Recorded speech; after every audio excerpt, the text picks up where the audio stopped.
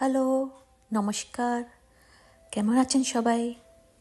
আজ একটি ব্লগে আপনাদের স্বাগত।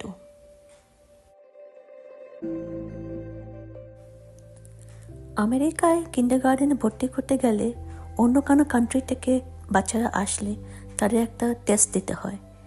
সেই টেস্টটা গিয়ে দিতে হয় ডিপার্টমেন্ট অফ এডুকেশন, যা স্টেটে। সেখানে অফিসাররা থাকে, তারা গিয়ে ওদেরকে টেস্ট নেয়। টেস্টটা মারাত্মক কিছু না, কিন্তু ওদের ইংলিশ স্পিকিং ক্যাপাবিলিটিটা দেখে। দিনটা আজকে দারুণ। আর আজকে হলো বৃহস্পতিবার। টেস্টটা নিতে বাচ্চাদের যেতে হয়, বাচ্চাদের বাবা আর মা দুজনকেই যেতে হয়, তাই না? যে কোনো একজন নিয়ে গেলেই হয়। আর বাচ্চার সঙ্গে নিয়ে যখন যাওয়া হয় একটা অ্যাপয়েন্টমেন্ট নিয়ে যেতে হয়। আজকে একটু ধোসা খাওয়ার মন হয়েছে, তো তাই ভাবলাম ধোসা বানাবো আজকে। তো ধোসার জন্য আমি ব্যাটারটা অলরেডি তৈরি করে রেখেছি আগের থেকে। তো ব্যাটারটার জন্য 2:1 রেশিও নিতে হবে।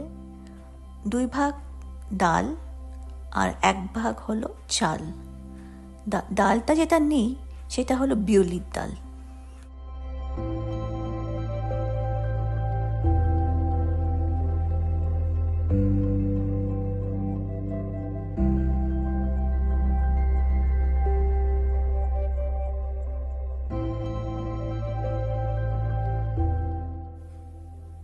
ডাল আর চালটা সকালে ভিজিয়ে রাখি, তারপর রাত্রে পিষে ওই দুটোকে মিক্স করে ভালো করে বাইরেই রেখে দিই। তাতে করে ওটা ফার্মেন্টেশন হয়। ফার্মেন্টেশন হলে ধোসার স্বাদটা আরও বেশি ভালো হয়।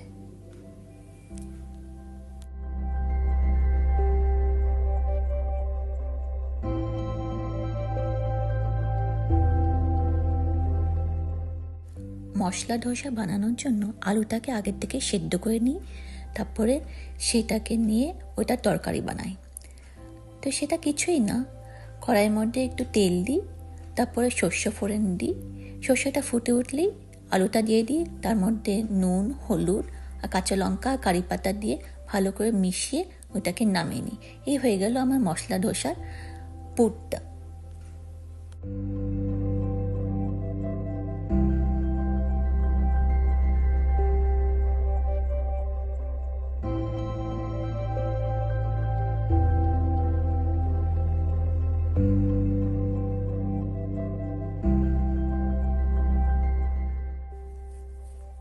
এই যে আমার নারকোলের চাটনি আর মশলা পুরটা রেডি।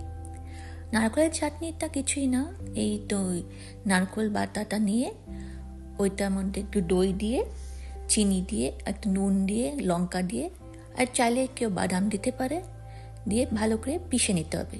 পিষে নিয়ে কড়াইয়ে সেই তেল দিয়ে একটু সর্ষে ফোড়ন, কারি পাতা, লঙ্কা আর এই দিয়ে এই নারকেলটা বাটাটা দিয়ে দিতে হবে। একটু নাড়িয়ে চাড়িয়ে নিলেই নারকেলের চাটনি রেডি।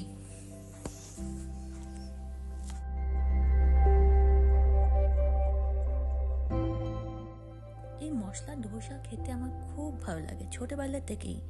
ছোটবেলায় কেমন ওই পাড়াতে এই ঠেলা করে নিয়ে আসতো ওই ধোসার লোকটা, কিন্তু এখন আর পাই না সেটা মনে আর আসে না।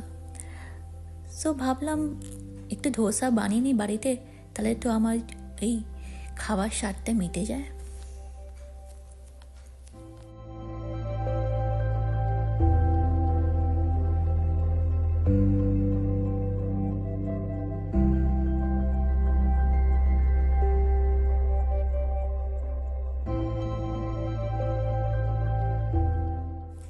এই যে এটা আমার ফার্মেন্টেড ব্যাটার, রাত্রিবেলা ভিজিয়ে রেখেছিলাম আর বাইরে রেখে দিয়েছিলাম। এটা একটু বেকিং পাউডার দিয়ে দিয়েছিলাম, তাতে করে ভালো ফুলে ওঠেন। এবার কড়াইয়ে একটু তেল দিয়ে ধোসাটা ব্যাটারটা দিয়ে ছড়িয়ে দিলাম। একটু ভালো করে ছড়িয়ে দিই, তাতে করে ধোসাটা একটু ক্রিস্পি হবে।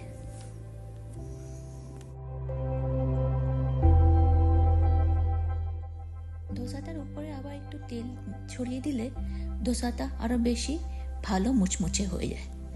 এবার পুরটা দিয়ে দেবো। পুরটা দিয়ে ভালো করে স্প্রেড করে দিতে হবে ধোসার উপরে, তাতে করে সব জায়গায় ভালো করে পুরটা পড়ে যায়, বেশি জায়গায় কম বেশি হয়ে যায় না যেন। এবার আস্তে আস্তে করে একদিকটা উল্টিয়ে দিতে হবে আর একটু চেপে চেপে দিতে হবে। বাস, একটা ধোসা রেডি হয়ে গেল। এই দেখুন, এই তো ধোসাটা রেডি হয়ে গেল। এবার এটাকে নামিয়ে নেব।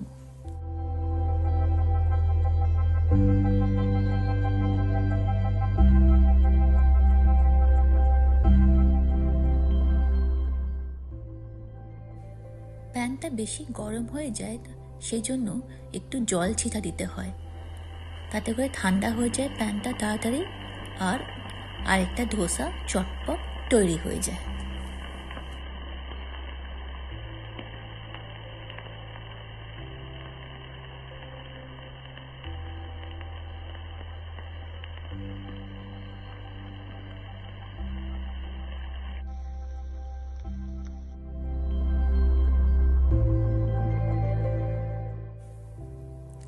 এই যে একটা ধোসা স্প্রেড করে দিলাম, উপর দিয়ে তেল দিয়ে দিলাম মুচমুচে হওয়ার জন্য, পুর দিয়ে তারপরে ওটাকে উল্টিয়ে দিলাম, আর ধোসা अगेन রেডি।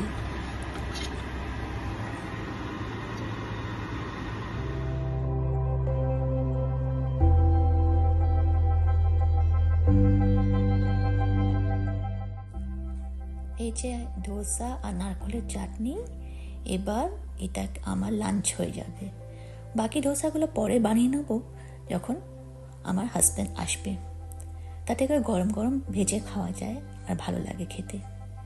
এই যে আপাতত এটা আমি খাই, তো ফ্রেশ হয়ে নিয়ে তারপরে আমি আরেকটা কাজ করব, সেটা হলো ফার্নিচার অ্যাসেম্বলি। এই দেশে সব ফার্নিচারগুলো নিজেরাই অ্যাসেম্বল করতে হয়, নাহলে হ্যান্ডিম্যানকে ডাকতে হয়। কিন্তু আমি খুলে দেখলাম ফার্নিচারের বাক্সটা, যে ফার্নিচারটা বানানো খুব একটা শক্ত না, সে আমি নিজেই বানিয়ে নিতে পারবো, আর হ্যান্ডিম্যানের দরকার হবে না।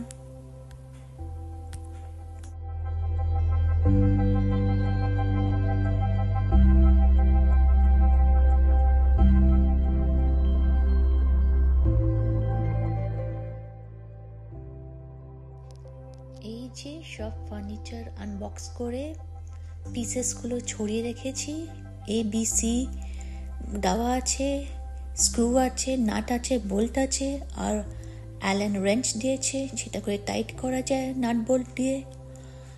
তো এই আমার সব পড়ে আছে, এগুলোকে বানাতে হবে। বানাবো হলো প্যাটিও চেয়ার। সো দেখি কিভাবে করা যায়।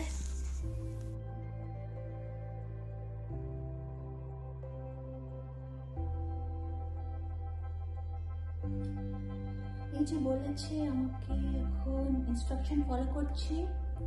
A1 A2, A1 হলো লেফট আর্ম চেয়ারের, আর A2 হলো রাইট আর্ম। এই দুটোকে এখানে বসাতে হবে, অ্যান্ড দেন এই ব্যাক প্যানেলটা ব্যাকে লাগিয়ে দিতে হবে স্ক্রু আর বোল্ট দিয়ে। চলো কাজ শুরু করা যায়, দেখাচ্ছি আপনাদের। এই যে প্যাটিও চেয়ার রেডি, দুটো হয়ে গেল, কুশন দিয়ে দিয়েছি। চলো ব্লগটা এই পর্যন্ত, বাই।